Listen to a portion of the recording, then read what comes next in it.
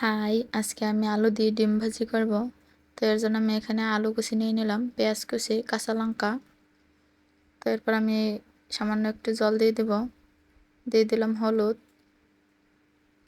পরিমাণ মতো লবণ। তো এটাকে আমি মেখে নিলাম। তো এবার আমি ডিমগুলো দিয়ে দিব।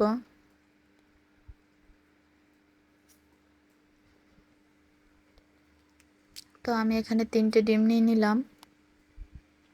তো আলুগুলো আপনারা একটু বেশি পাতলা করে কাটার চেষ্টা করবেন। তো দিয়ে দিলাম ধনিয়া গুঁড়ো, সামান্য পরিমাণে জিরে গুঁড়ো। তো এবার আমি এটাকে আবারও মেখে নেব। তো দিয়ে দিলাম সামান্য একটু সরিষার তেল। তারপর আমি আবার একটু মেখে নিলাম।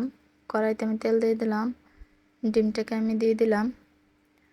তো আমি কিছু সময় ঢেকে দিব।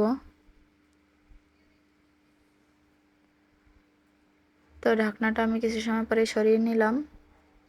তো দেখতেই পাচ্ছেন মোটামুটি হয়ে গেছে। এখন আমি এটাকে উল্টে নেব।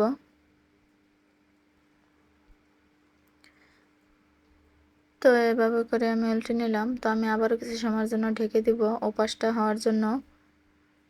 তো আমার রান্নাটা প্রায় শেষ। আমি এখন কাঠি দিয়ে দেখে নেব। তো দেখতেই পাচ্ছেন আমার ডিমটা হয়ে গেছে। তো আমি এখন এটাকে নামিয়ে নিলাম। তো আপনারা চাইলে এভাবে ভাজি করতে পারেন।